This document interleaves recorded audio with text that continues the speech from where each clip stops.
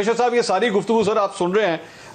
हम लोग जरा वापस उसी पॉइंट के ऊपर आते हैं कि 1 साल हो चुका है, नून लीग ने गलत ट्रिक खेली, पॉलिटिकल मूव गलत थी, नहीं करना चाहिए था। मैं अभी ये काशिफ साहब से यही सवाल कर रहा था कि जनरल फैज तो तब भी सिस्टम का हिस्सा थे और यही सबसे बड़ा डर मुस्लिम लीग नून को था कि जी इनके वहां पे होते हुए जो है हमारी बारी नहीं आ सकती। गलत मूव थी नून लीग की तरफ से?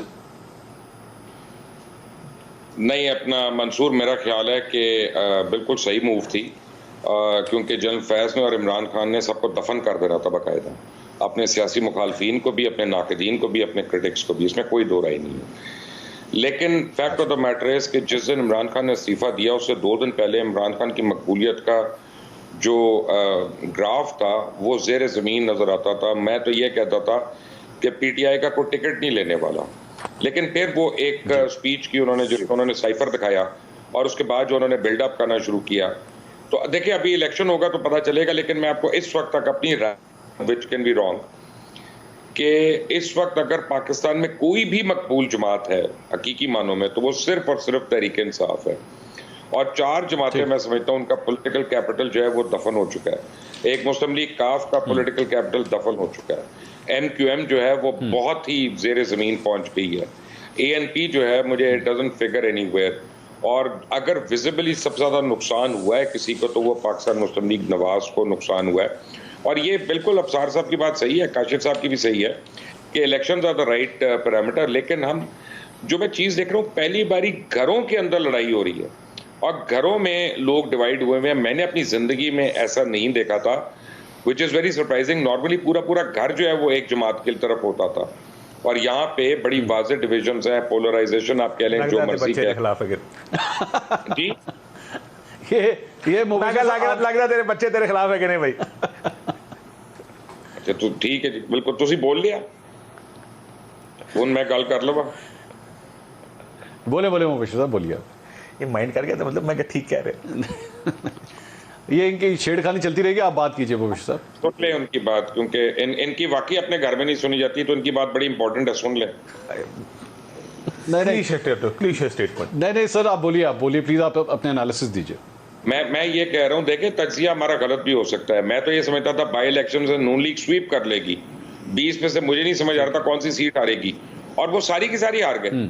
और बल्कि आप ही के प्रोग्राम में इरशाद भट्टी साहब ये क्लेम कर रहे थे कि वो हारेंगे और मैं कहता नहीं हारेंगे, ठीक है ना, और वो गलत हो गया जी। ऐसे ही हमें उस दिन का ये नहीं पता कि कैंडिडेट कौन खड़ा होगा, उस दिन क्या हालात होंगे, क्या चीज होगी, किस तरह वर्किंग, या हमजा शहबाज और मरियम नवाज की आपस की लड़ाइयाँ नहीं खत्म हो रही, या शहबाज शरीफ और नवाज शरीफ के इख्तलाफात नहीं खत्म हो रहे, या मिफ्ता इस्माइल के इख्तलाफात आपस में खत्म नहीं हो रहे बल्कि मंजरे आम पे है।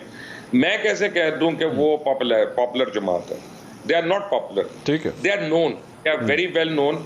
अच्छा, दूसरा, इमरान खान की मकबूलियत में जो एक खौफनाक इजाफा हुआ है, उसकी एक बहुत बड़ी वजह, इमरान खान को नहीं वो लोग पसंद करते इतना, वो इन लोगों के खिलाफ है जो PDM में, वो कहते हैं यार एना के मुकाबले तो ठीक है, यू नो, वो ठीक है, वो उस तरह के वाइब्रेंट नहीं होंगे, पॉलिटिकल वर्कर नहीं होंगे, ये नहीं होंगे, वो नहीं होंगे।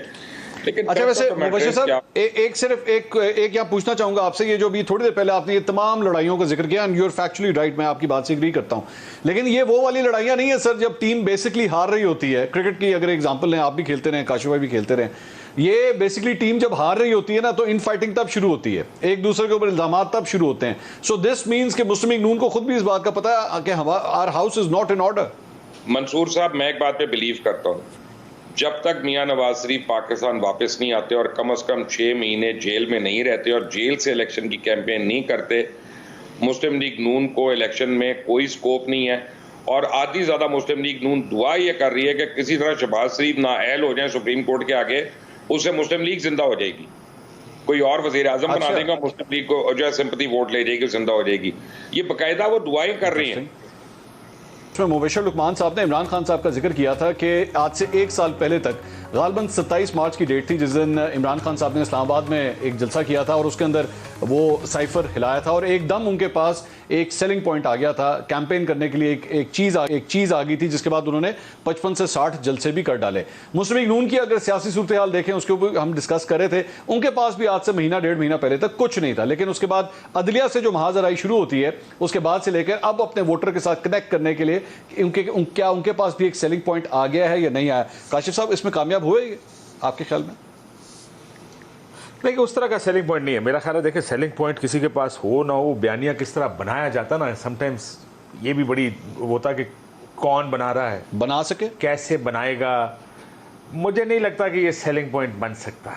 अच्छा। मेरा नहीं ख्याल, लुकिंग एट इट, मैं जरा कोशिश कर रहा हूँ इमेजिन करने की। नहीं, अब साहब अभी थोड़ी देर पहले जिस तरह कह रहे थे ना, वो मियां साहब का ये एक प्रोटेस्ट भी हो सकता है कि अदलिया ने मेरे साथ ये सब कुछ किया, ये उसी कॉन्टेक्स्ट का क्या वॉल्यूम 2 है?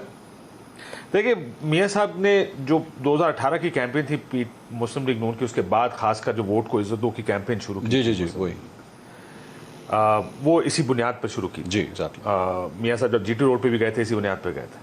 और वो उनका खासकर वोट को इज्जत दो काफ़ी रेजोनेट इसलिए कर था कि मुझे पहली दफ़ा लगा कि पंजाब में एक एंटी इस्टेब्लिशमेंट नारा बिक रहा है। पहले पंजाब में एंटी इस्टेब्लिशमेंट नारा नहीं बिकता था, ये कहते थे इस्टेब्लिशमेंट जिस तरफ है पंजाब उधर जाएगा।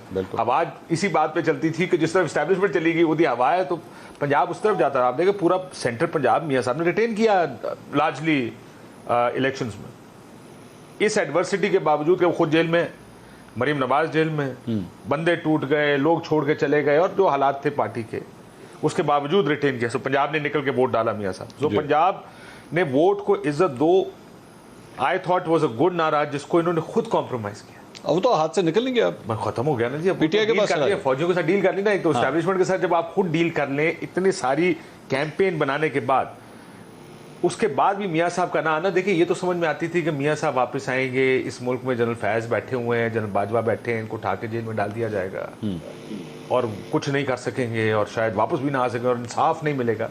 वो हालात तो बदल गए हैं।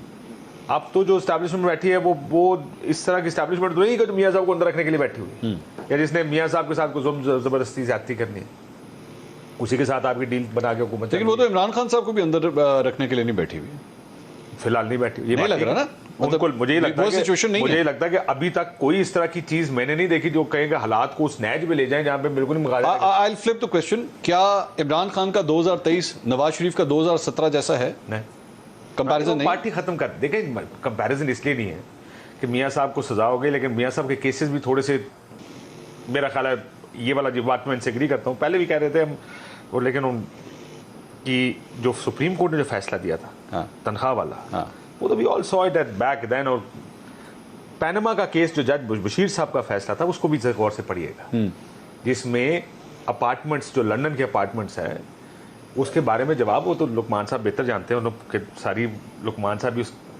वक्त बड़े सीरीज की हुई है उन्होंने, सारों ने सीरीज की।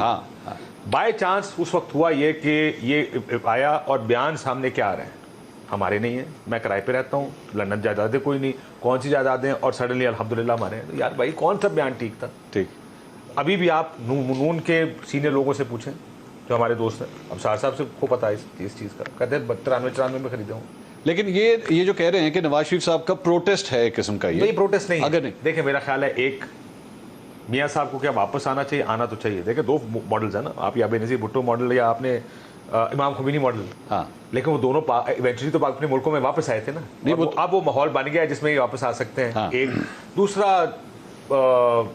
आप वो long road to freedom model है मंडेला वाला, क्योंकि भाई मैंने पाकिस्तान छोड़कर नहीं जाना। मैं नहीं एग्री करता। क्या कह रहे हैं मुबशिर साहब, बताइए। तो मैं एक बात बताना चाह रहा हूँ, मियां साहब का प्रॉब्लम समझे, देखिए हर एक की एज होती है, मसलन मेरी एज जो हो गई है ना, नहीं मैं आपसे इत्तेफाक करता हूँ, मैं इसी जगह जा रहा था, अगर आप मुझे खत्म कर दें कि ये मॉडल्स तो यही हैं, लेकिन मैं आपसे इत्तेफाक करता हूँ कि मियां साहब प्रॉब्ली हैज रियलाइज्ड कि मैंने age is not on his side. और दूसरा मेरा ख्याल है कि मरियम नवाज की सूरत में उनको अपना मुतबादिल मिल गया है। ठीक है, पहला जलसा याद होगा गुजरावाला, लुकमान एक जुमला पूरा कर लूं कि मरियम नवाज ने तकरीर खत्म की, जब मियां साहब की बारी है तो मैं हालांकि पंडाल को 10% ही रह गया था पीछे बंदा, आपको याद होगा, उसकी बड़ी वो मजाक बने थे बाद में, लेकिन व्हाट वाज दैट सिग्निफाइंग कि शायद मुस्लिम लीग नून का वोटर सपोर्टर मियां साहब से शिफ्ट होकर मरियम नवाज की तरफ। ये बड़ा इंपॉर्टेंट पॉइंट सार साहब, ये जो मरियम नवाज साहिबा के बारे में बात हो रही है, जाहिर बात है उनकी अपनी पार्टी कंपैरिजंस करती है, पैरेलल्स ड्रॉ करती है मोहतरमा बेनज़ीर भुट्टो की सूरत हाल के साथ एंड ऑल दैट, लेकिन ये सिचुएशन डिफरेंट नहीं है। यहाँ पे तो जो रेजिस्टेंस है पार्टी के अंदर वो अपने ही चाचा की तरफ से या उनके ग्रुप की तरफ से, वहाँ यहाँ पे सिर्फ वो अंकल का इशू नहीं है जो मोहतरमा बेनज़ीर भुट्टो को था। नहीं है, अंकल का इशू नहीं, अंकल ही है ना ये भी सारे जिनका आपने नाम लिया है। लेकिन बात ये तो कि सगे अंकल है ना, नवाज शरीफ नहीं, सगे भी, दूसरे भी, मतरे भी, सभी अंकल जी हैं, अंकल जी हैं। अच्छा। अब नवाज शरीफ ने, मैं एक बात आपको बता दूं, वापस आना है, पता नहीं कि शायद काशिफ ने कहा या मुबशर ने कहा कि वो नहीं आएंगे, आएंगे वापस। मुबशर ने कहा, मेरा ख्याल है